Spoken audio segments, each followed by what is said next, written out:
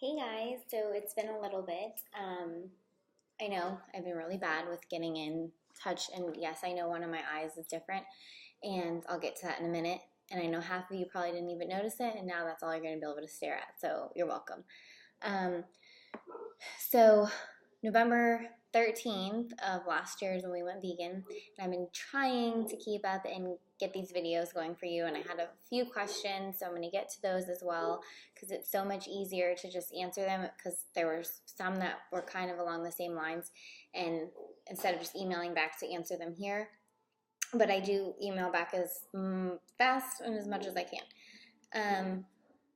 So November 13th, so I know I'm a little late. The 13th of July would have been our 8 month for being vegan. But my husband and I were celebrating our 12-year wedding anniversary that same weekend. And then he just got LASIK done. So I've been being like a taxi driver, going back and forth and handling that and helping him recover. So now that I have some time, everything's been going really good. It is just like normalcy now. So there's not any of like, oh, what are we gonna eat here? What are we gonna eat here? What are we gonna eat here? I know I told you one of the last videos that Disney was a lot easier last time we went than the first time we went as being vegan because I felt like there was nothing that we could eat. But like I said, now it's just easier. You just kind of look if you're going to go to a specific place that you've never been before, that you have been, and you just don't know what you would eat now. So if you kind of plan it out ahead of time, it really makes things a lot easier and less stressful when you get there. So,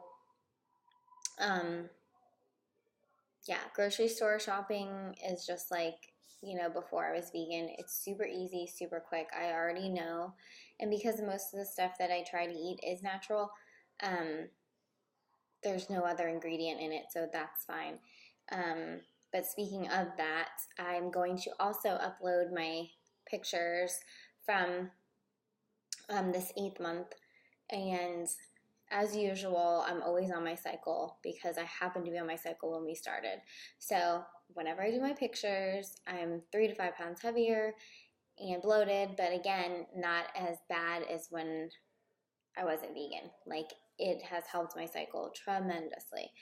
But I'll upload those, and then I was going to show you, because people, always assume that you're just eating like carrots and lettuce and whatever, but there's so many options now for vegan food, like vegan butter, vegan cream cheese, vegan mayonnaise, vegan creamer, vegan milk, just anything that's plant-based.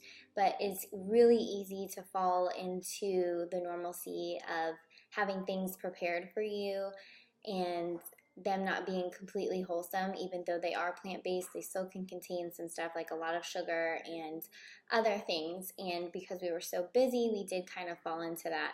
So I want to show from, when I started and when I was eating like strictly just fruits and veggies and not really adding a lot of sugar to my diet beside what comes naturally in the fruit or vegetable, to stuff like the vegan cheeses that I buy at the grocery store compared to making it at home. So that's really easy to fall into the, it's just there and readily available. Let's just get it rather than making it. So this week I decided that I was really going to get back on track with prepping and really getting everything done because, you just set a day aside or a time aside each day if you can do that. For me, I prefer to just do it in the beginning of the week.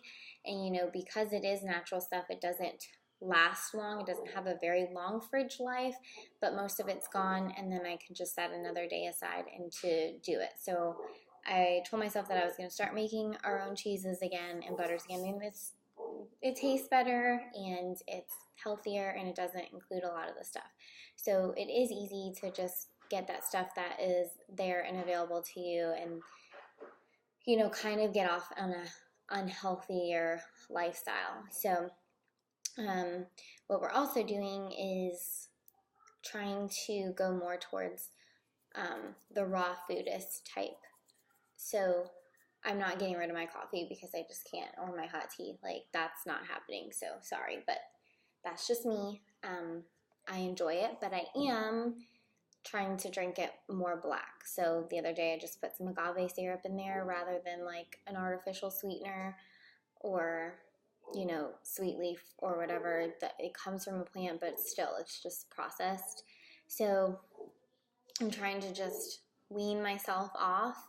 I am not the type of person that can just go in and like get it done. Like I'm gonna give this up and then I gave it up. Like I can't do that. I'm not capable. Like I'm a bread person. I love bread and I would like to give it up because it causes me to break out. It makes me feel bloated.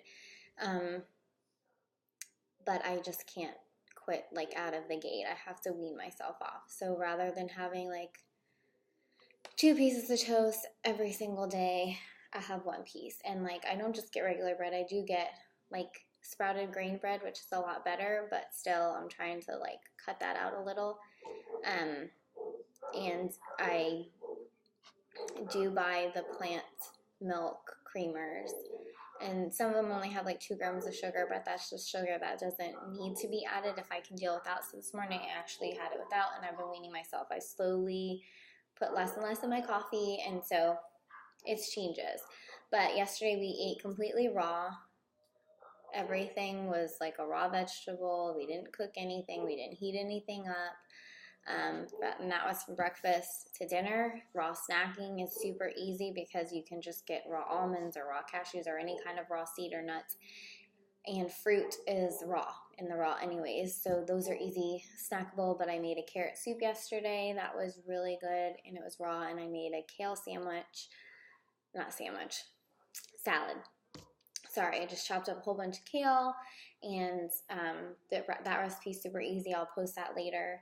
And then for breakfast, I did a kale and banana smoothie with water, and I'm gonna have to tell you the truth. It was really hard to get down, but not as hard as like it was the first time I ever tried like kale and apple and ginger juice, the thing that everybody did back then. Like I couldn't even take a sip, and I got a whole entire blender bottle of it down. So there's that. Okay, so for the questions, let's see. Haley was asking, she was saying that she loves my recipes. Thank you. But I need to start posting more because I used to post a lot more, and I'm so sorry. I am trying my best to work on my time management skills. I am going to improve, I promise you. I have always been like the type of person that gets shit done when I have fire under my ass and like I don't have a lot of time, and I like exceed. Like I do better when I don't have a lot of time. So I like hold everything off to the last minute, and that's something that I'm going to work on myself because, you know, less stress if I'm not doing that kind of stuff. But I will start posting. I actually do have a lot of my recipes that I've airdropped from my phone to my computer, and all I literally have to do is go on and find them and put them on. So I promise you, Haley, that I will do that. Someone asked if I was still using BioClarity, and if not, if I have tried anything else and what's my favorite. BioClarity was doing a month-to-month thing, and I ended up getting like way too much of abundance of their stuff. So I had emailed them and canceled my membership because it was just coming so often that I didn't need it, even though I would hold orders and still pay for them. But their customer service is really great because they took that away, and they have the option of just buying the products themselves without a membership. But like I ordered, like a lot of you know, I do Grove Collaborative, and I had ordered some masks that I saw on there from Acure. These ones are really good. I ended up falling in love with this, and so I ended up actually getting the whole skincare line, and I really like it. It's only been like 2 weeks, I want to say, but my skin is super clear, and BioClarity was working, don't get me wrong. I just think I needed something with a little more grit. It's super gentle. A lot of people said it dried out, but if you have the hydrates from BioClarity, that helps with any dryness, but my skin is more oily combination, so I needed something a little more. So I got the Acure one, and I did the Brilliant Brightening one, And I got the cleansing gel, and I have the day cream, the night cream, and I also got a scrub, which you do 3 times a week. I'm really loving this stuff. You can get that on Grove Collaborative, but also if you're a Prime member and you have a Whole Foods near you, a lot of this stuff is always on sale. Like I got it 20% off, and then because I'm an Amazon Prime member, I got an extra 10% off. So I saved a whole bunch, and that's why I was able to get everything from there. I also got the Radically Rejuvenating Oil, and you can put this pretty much anywhere. You can put it anywhere on your body, and you can put it in your hair, and this stuff works great. And I got it because, like, after having 2 kids and only being 4'11" and 98 pounds, it's like, you know, I stretched a lot, and so I try to moisturize my stomach, and like this stuff really helped with my stretch marks too, which is crazy because I wasn't expecting that because they just never go away. I love that, and any excess stuff I'll rub my hands or I'll rub on my hair. And then I got these coconut cleansing towelettes, and these are amazing because they not only smell like pina colada, but they remove like everything. They remove like the makeup if you have any on, which is really good because since I started coaching fitness stuff, you know, sometimes if I'm coaching, like I'll try to look presentable, so I'll have makeup on and then I'll do the workout, and so the makeup is just like all over my face. So I'll bring those in my bag and I'll just literally wipe, or you could do it before you go to the gym or whatever. The other day my daughter was making fun of me because I was like wiping my body with it, but I was just really sweaty and gross, and we were going to the store, and I figured like, oh, why not, you know, just use it anywhere. And I ordered cold pressed organic castor oil.